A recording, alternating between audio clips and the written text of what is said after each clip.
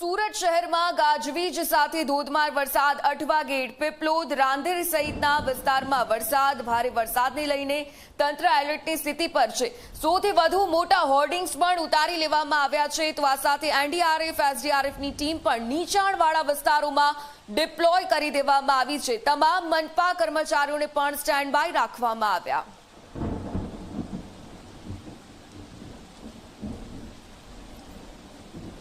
હવામાન વિભાગ દ્વારા સુરત સહિત દક્ષિણ ગુજરાતમાં રેડ એલર્ટ આપવામાં આવ્યું છે. ત્યારે આજે સુરત શહેરની તમામ જે સ્કૂલો છે તેને બંધ રાખવા માટે આદેશ કરી દેવામાં આવ્યો છે. ત્યારે બીજી તરફ આપ સીધા દ્રશ્યો જોઈ શકો છો.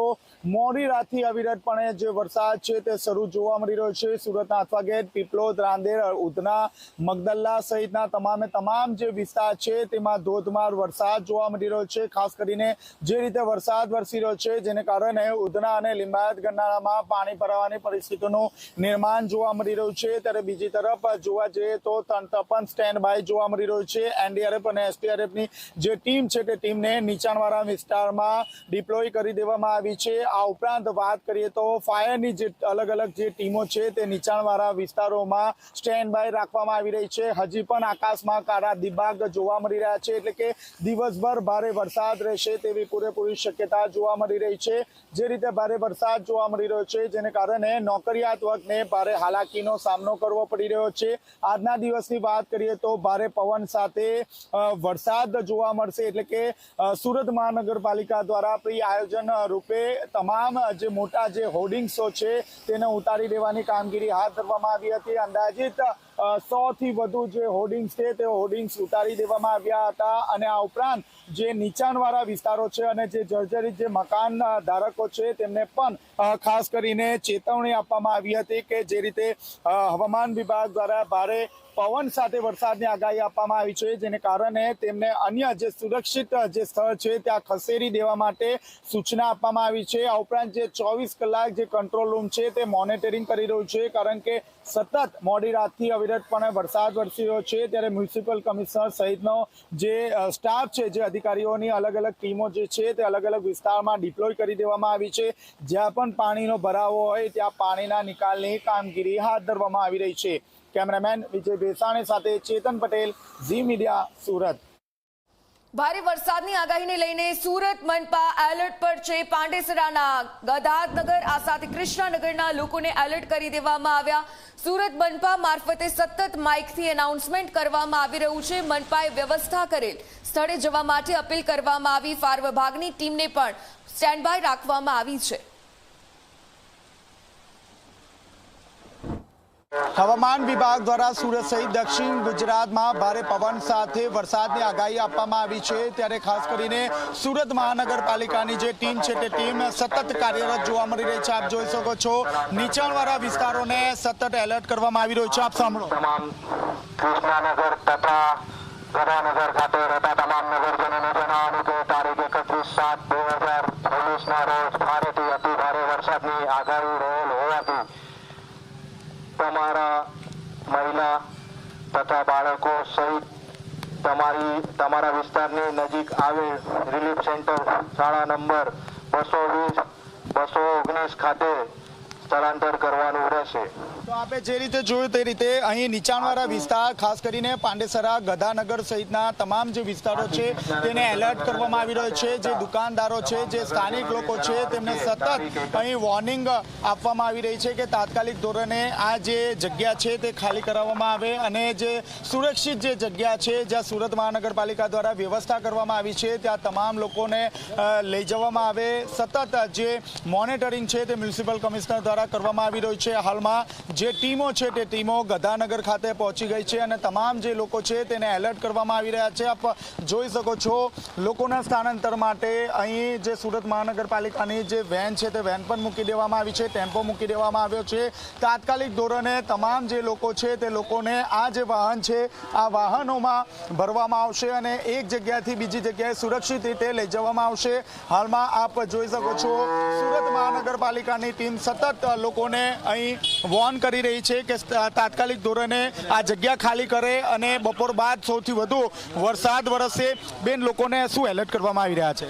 અત્યારે ભારે વરસાદની આગાહીને ધ્યાને લેતા જે નીચાણવાળા ખાડીને લાગુ વિસ્તારો છે ને તે લોકો સલામત સ્થળે શિફ્ટ થઈ જાય માટે આપણે પ્રચાર ગાડીથી અને એનાઉન્સમેન્ટથી કહી રહ્યા છે કે આપણી સ્કૂલો અહીંયા આપણે તૈયાર કરેલી છે ગુજરાત હાઉસિંગ બોર્ડની પાંડેસરાની, તો ત્યાં અત્યારે સ્થળાંતર થઈ જાય તો પછી એ લોકોને વધારે તકલીફ ના રહે. કેટલો વરસાદ વરસશે બેન અને કેટલા લોકોનું સ્થાનાંતર કરવામાં આવશે? અહીંયાથી લાસ્ટ ટાઈમ આપણે જ્યારે કર્યું ત્યારે લગભગ 300-350 લોકોને આપણે લઈ ગયા હતા.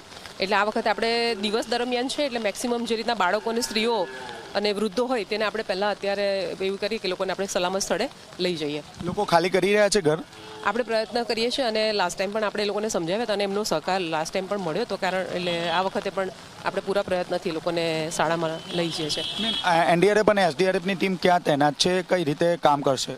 આપણે અહીંયા જે મહાદેવ છે મંદિર, અહીંયા આપણે લગભગ એકદમ જ આ મંદિરમાં અત્યારે કોર્પોરેશનની ફાયરની બોટ છે તેને આપણે મૂકી રહ્યા છીએ કે જેથી જરૂર પડે તો આપણે તેને આપણે તરત જ કામમાં લઈ શકીએ અને લોકોને કંઈ પણ તકલીફ ના પડે. તો આપે જે રીતે જોયું તે રીતે ખાસ કરીને આપ જોઈ શકો છો જે ટીમ છે તે ટીમ દ્વારા સતત એનાઉન્સમેન્ટ કરવામાં આવી રહ્યો છે. હું ફરીથી કહીશ કે જે એનાઉન્સમેન્ટ છે તે આપણા સુધી પહોંચાડે. જી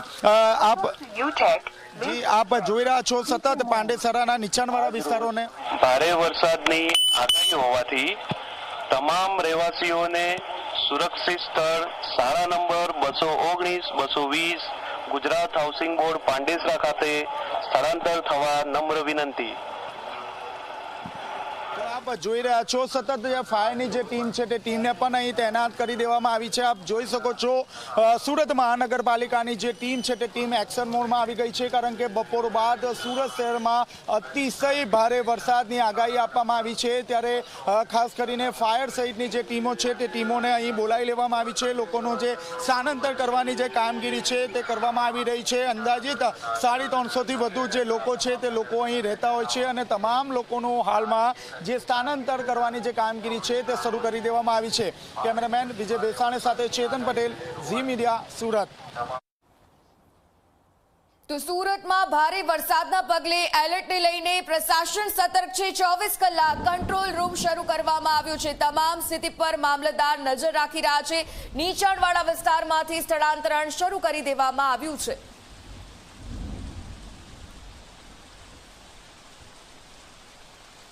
હવામાન વિભાગ દ્વારા સુરત સહિત દક્ષિણ ગુજરાતમાં રેડ એલર્ટ આપવામાં આવ્યું છે અને આ વખતે રેડ એલર્ટની સાથે સુરત શહેરમાં ભારે પવન ફૂંકાવાની શક્યતા વ્યક્ત કરવામાં આવી છે. ત્યારે તંત્ર સ્ટેન્ડ બાય જોવા મળી રહ્યું છે. આપ સીધા દ્રશ્યો જોઈ શકો છો. સુરતમાં 24 કલાક કાર્યરત જે કંટ્રોલ રૂમ છે તે ઊભો કરવામાં આવ્યો છે. રાઉન્ડ ધ ક્લોક તમામ પ્રકારના જે આંકડા છે તે આંકડા વિવિધ વિસ્તારોમાંથી લેવામાં આવી રહ્યા છે અને ખાસ પ્રકારનું જે મોનિટરિંગ છે તે કરવામાં આવી રહ્યું છે. આપ જોઈ શકો છો ડિઝાસ્ટર વિભાગ છે ત્યાં જે કર્મચારી છે તે તમામ પ્રકારની જે વરસાદની જે ગતિવિધિ છે તેના પર બાદ નજર રાખવામાં આવી રહ્યો છે. આપ જોઈ શકો છો બપોર બાદ સુરત શહેરમાં જે વરસાદનું જે જોર છે તે સતત વરસે. અત્યંત ભારે વરસાદની આગાહી કરવામાં આવી છે. ત્યારે તંત્ર સ્ટેન્ડ બાય જોવા મળી રહ્યું છે. મામલતદારની અધ્યક્ષતામાં જે આખી જે ટીમ છે તે ટીમ કાર્યરત કરવામાં આવી છે. આપની સાથે મામલતદાર જોડાયા છે. જી સર, હાઈ એલર્ટ સાથોસાથ ભારે પવન, શું કહેશો? તમામ પ્રજાને વિનંતી છે કે તંત્ર દ્વારા જે હવામાન વિષયક આગાહી આપવામાં આવે તેને જાણો, સમજો, અનુસરો. હાલમાં વરસાદ ચાલુ છે. હજી આ વરસાદ તેમજ પવનની સ્પીડ વધવાની પૂરી શક્યતા છે. તંત્ર સમગ્ર એલર્ટ છે. ઇન્ડિયન આર્મી, એનડીઆરએફ, એસડીઆરએફની ટીમો પણ મંગાવવામાં આવેલી છે અને સુરત જિલ્લામાં હાજર પણ છે. તો બિનજરૂરી ઘરની બહાર ન નીકળો તેમજ કોઈ પાણી ભરેલા ક્ષેત્રો ઓળંગવાનો પ્રયાસ ના કરો અને આપને જો કોઈ પણ સહાયની જરૂર હોય તો અમારા ઇમરજન્સી હેલ્પલાઇન નંબર ઉપર સંપર્ક કરી શકો છો. સર, ખાસ કરીને ઇમરજન્સી હેલ્પલાઇન નંબર શું છે અને કઈ રીતે બાદ નજર રાખવામાં આવી રહી છે?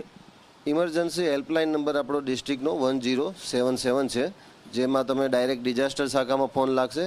આ ઉપરાંત 112 તમામ પ્રકારની ઇમરજન્સી સેવા પોલીસ, એમ્બ્યુલન્સ, ફાયર વિભાગ માટે છે. આપને જરૂર પડે તો આ નંબરનો સંપર્ક કરી શકો છો. આ સિવાય જે પ્રજાજોગ જે સાવચેતી રાખવાની છે, બિનજરૂરી બહાર ન નીકળવું વગેરે, તે માટે પ્રજાને અનુરોધ કરવામાં આવે છે. અને તંત્ર સમગ્રપણે સજ્જ છે. સરકારી વહીવટી તંત્ર 24 કલાક કાર્યરત છે અને જે કોઈ પણ પરિસ્થિતિ છે તેને પહોંચી વળવા સમગ્ર ટીમો કાર્યરત છે. તો આપ જોઈ રહ્યા છો સતત ડિઝાસ્ટર વિભાગ દ્વારા જે વરસાદની જે ગતિવિધિ પર બહાર નજર રાખવામાં આવી રહી છે. મહત્વની વાત છે કે જે ડિઝાસ્ટર વિભાગ છે તેમના દ્વારા હેલ્પલાઇન નંબર જારી કરવામાં આવ્યો છે. જો કોઈપણ વ્યક્તિને કોઈપણ પ્રકારની મદદની જરૂર હોય તો આ હેલ્પલાઇન નંબર ઉપર કોન્ટેક્ટ કરી તાત્કાલિક મદદ મેળવી શકે તે પ્રકારનું આયોજન હાથ ધરવામાં આવ્યું છે. કેમેરામેન વિજય બેસાણી સાથે ચેતન પટેલ, ઝી મીડિયા, સુરત.